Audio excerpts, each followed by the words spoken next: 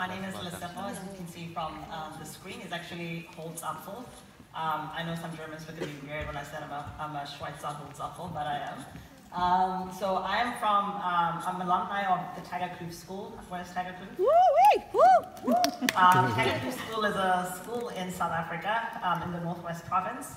And I've been part of Brown Square literally since 2001.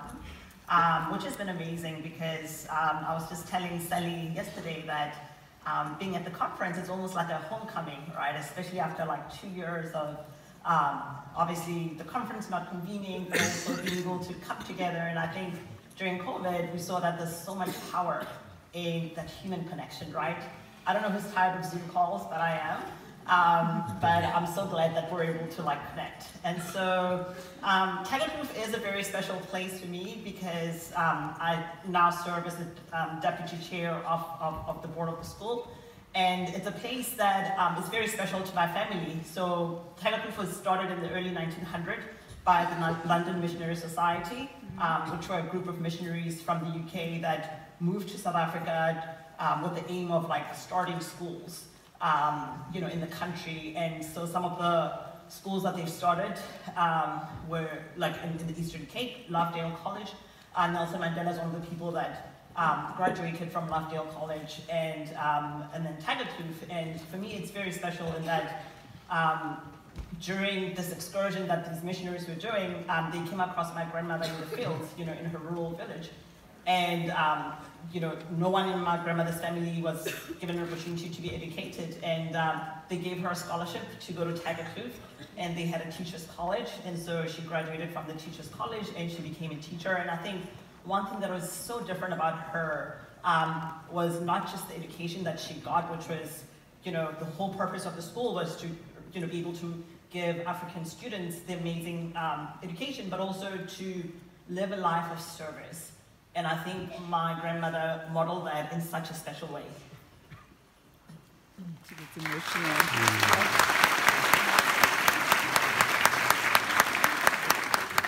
In a special way that, she went back to her community, like she was part of starting a lot of schools in her community. And I think there was something unique about her just going back and giving.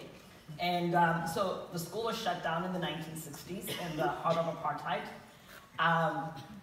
And it was sad because obviously the missionaries had to move back to the UK. Some of them stayed and remarried local women. And so the school reopened in '97. And, it's always been a conversation in my family that when the school reopens, you need to go back. And I felt like it was a lot of burden to be given as a young child. Like I had absolutely no choice. And so, the school reopened, I went back to Tiger Kloof. And, I grew up in an amazing family with a mom, with a dad who were so loving. They were present, they were around. And I think as part of this year's theme, take less and be more, and also part of the lessons that we've learned during COVID is that even in our material successes, we still had a lot of people that were lonely. We saw that there were people in old age homes that didn't have families that came around. And I think also as we think about giving, it's also good to think about how can we be present, in people's life? How can we be there? It's such a beautiful gift. And so that's another thing that I want you to think about. But and when I went to Tiger Kloof in 2001 as a grade 8 student, I had just lost my dad. And for me, it was like one of the most tragic experiences because I grew up as a daddy's girl, literally. And, Tiger Kloof was amazing in that it provided this nurturing community, where teachers were not just there to work as teachers, but they were there to, literally, they were there to like give us love. And 2 years down the line, my mom also passed away. And for me, it was even the worst experience because, and Tiger Kloof is a Christian school, so you just wonder, like, if people are talking about Christianity and faith, how can God, who's so supposed to be loving, do something like that? And I think, for me, I got my healing through the opportunities that the school provided through working in communities where people were less privileged. As much as I had lost both of my parents at that point, going to townships and communities where there was absolutely nothing gave me a sense of like purpose in a way and fulfillment that, you know, I am grateful for the education that I'm receiving, and I know that I'm called for something greater. And yeah, and so in 2000, just literally like 4 months after that, getting involved with Brown Square, I got an opportunity to be an exchange student at St. Cyprian's in Cape Town, and for me it was very transformative. Yeah, so for me it was very transformative because Tiger Kloof is quite rural, right? It's like literally in the middle of nowhere. And to be able to go to Cape Town and meet literally students from all over the world was like super amazing. And I think it did something in me. You know, it really definitely made me realize that there's more in me that I need to tap into. And in 2004, I got the opportunity to go to a Round Square conference. Sorry, I need to. Actually, sorry, in 2003, that's me right there, an opportunity to go to a Round Square conference in Stratford Lake. Anyone from Stratford Lake?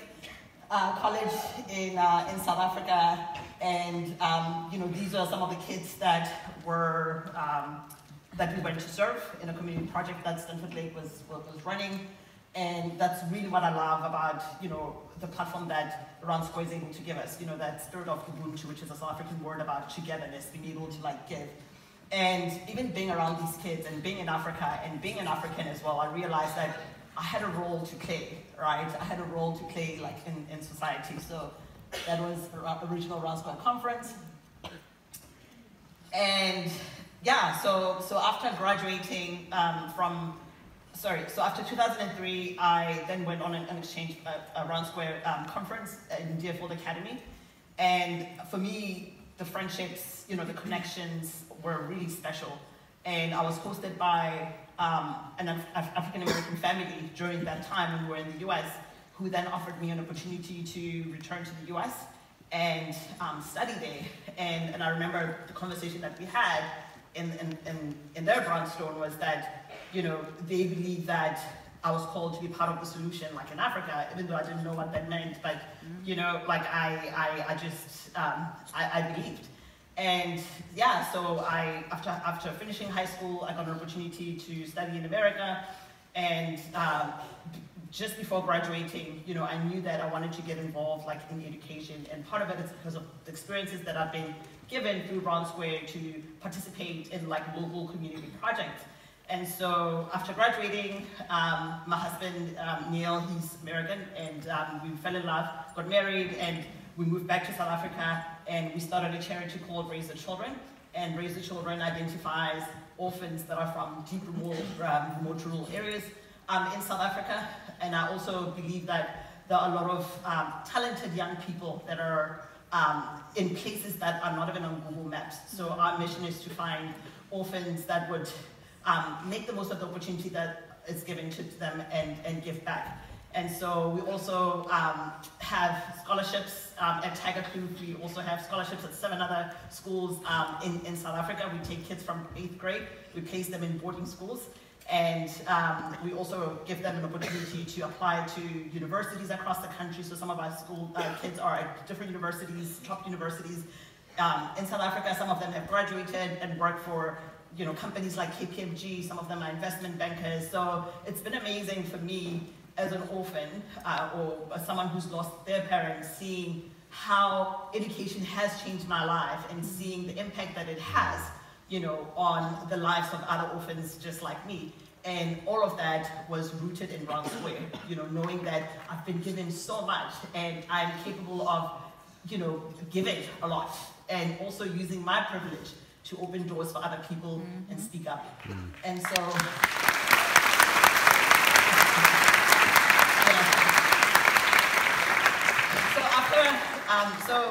so we moved back to South Africa. We started Raise the Children. Raise the Children has been operating for more than 10 years now with its own board, with its own team. And that's one thing that I told myself, when we started Raise the Children, that I'm going to give myself 10 years to get involved in this organization, and the goal is for it to be independent. So Raise the Children is now independent with its own board, with its own team, which is super exciting. And then I got the opportunity to do my master's at the London School of Economics, which was also pretty incredible because every time we would go and recruit kids from rural areas, we would always be asked by the kids to also consider their friends and families, but when you're running a scholarship program, you can only help so much. And so I decided to focus on social entrepreneurship, because I do believe that there's so much power in using business as a catalyst for social impact. I'm a big believer in sustainability, and I think we've seen during COVID a lot of organizations suffering because they were so dependent on donor money that when donor money had to be rerouted to other causes, it became disastrous. So even as a young person right now sitting in this room, you need to be thinking about, if you are passionate about a certain cause in your life, you need to think about sustainability. How can that program continue even if you're not there? So that's what I started doing. And So I started an agricultural hub because Africa has some of the most arable land in the world, right? But I've always wondered, why is it that with Africa being so rich in minerals and rich in land and water, why is it that we're still struggling, right? And so I started an agricultural hub in the middle of a Kalahari desert where we teach people how to farm. And then also that's where the Be Loved concept started, because we realized that there are so many resources that people could use, teaching them how to farm and also teaching them the skills of beekeeping. So with Be Loved, our goal is to train the next generation of African beekeepers, because bees are some of the most important pollinators in the world. So they're not the only ones that we depend on bees for food production as humans. And so these are some of the entrepreneurs that are in the Kalahari. So this is in the Kalahari Desert, and these are graduates that were graduating from our incubators, our agricultural incubators. So so that's the story with that. And so this is me in Pretoria, and I was part of the Zuma Must Fall movement. And that's one of the things that I've learned about, about democracy, which is one of the pillars of Round Square, is that you need to do things that are scary sometimes. You need to be brave. And being brave doesn't mean that you're not fearful. You need to speak up against injustice. You need to be a voice for the voiceless in the room. And I think for me, politically, as someone who is a South African, and looking at where our leadership was at that point, I knew that I had a role to play, right? And so we were leading a march at the Union buildings in Pretoria, where our government is headquartered, against a president. And after this, it was really hard because you have people that stalk you. You put your life at risk. But I do want to encourage you to take the risk. It's worth it, and that's one thing that we learned about democracy as a pillar of Round Square as well. And the international experience with Round Square. This is at Pattaya at Regent School. I am so thankful. I am so thankful for the relationships that Round Square affords us, because one thing that you guys don't know is that your experience with Round Square never ends. I graduated from high school in 2005. I'm 34. I'm still involved with Round Square, so it will never end for you guys. And it's interesting because what I love is that Regent School offered our orphan scholars opportunity to take a gap year. Which was pretty special, similar to what Tiger Kloof has done. And so that's the international inspiration for me. And so that's my story, and I really want to thank Round Square for supporting our 1 million beehive cause. Most importantly, I want to thank all the schools, and I'm just going to name them. Just give me a second.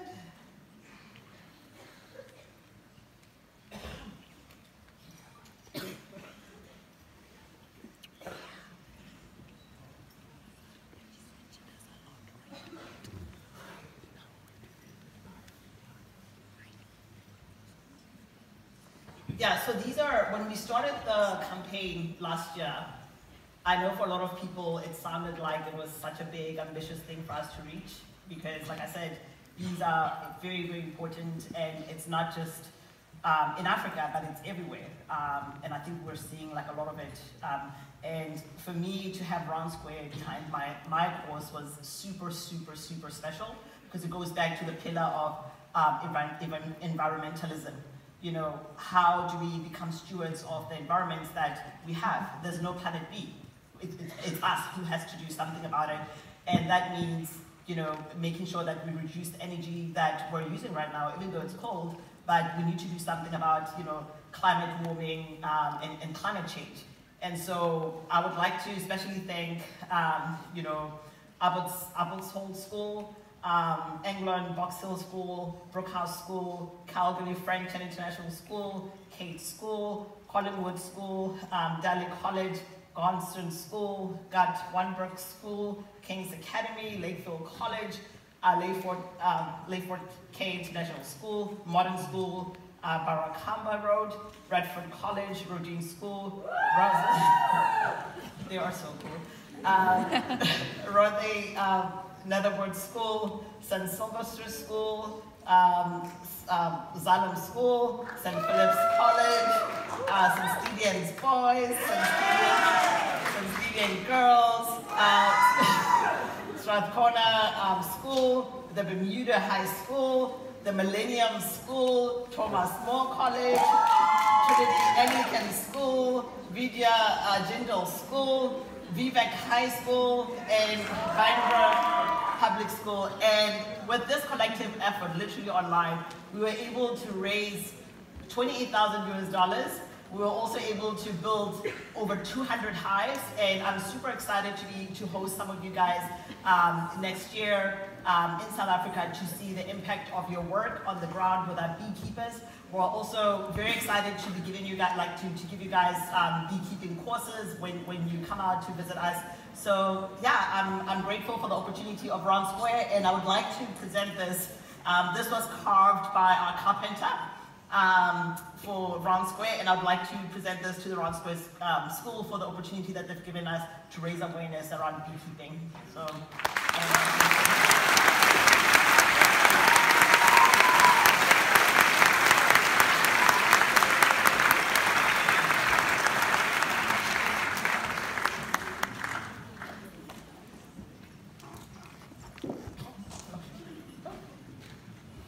Yeah, thank you so much for the support. I'm sorry it's a little bit smaller, but yeah, this is basically thank you for the work that you've done to support us. Appreciate it.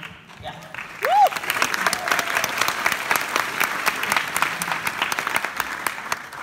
Let's give a huge round of applause to our speakers.